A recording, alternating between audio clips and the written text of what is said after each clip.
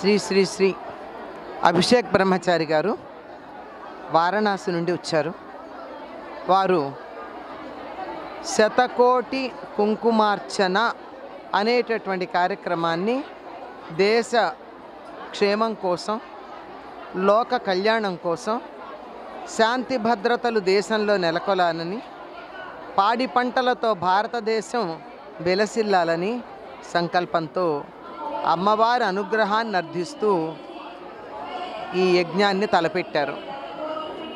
ఇప్పటికీ 57 కోట్ల కుంకుమార్చన అయింది. అంటే అనేక మంది ముత్తైదువలు కుంకుమార్చన చేస్తూ లలితా రహస్యనామ సహస్ర పారాయణ చేస్తూ ఉంటారు. కుంకుమార్చన ఆ పారాయణ జరుగుతూ ఉన్నంతసేపు కుంకుమార్చన జరుగుతుంది. ఆ కుంకుమార్చన 57 కోట్లయింది. ఇవాళ ఒక్కరోజు 11 కోట్లయింది అని చెప్తున్నారు. అలాగే నిన్న మొన్న మొత్తం అంతా కలిపి చాలా అయింది. నిజానికి ఇక్కడ 10 కోటి చేద్దామనుకుంటే 11 కోట్లు దాటిపోయింది. భాగ్యనగరం ఏదైనా సరే అంత భాగ్యవంతంగా ఇస్తుంది అనడానికి ఇది నిదర్శనం.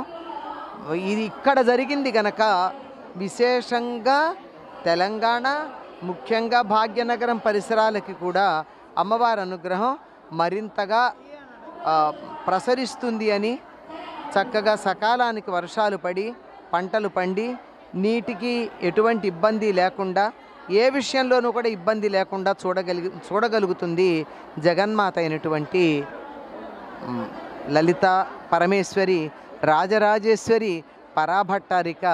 ఆవిడ శ్రీమత్ సింహాసనేశ్వరి.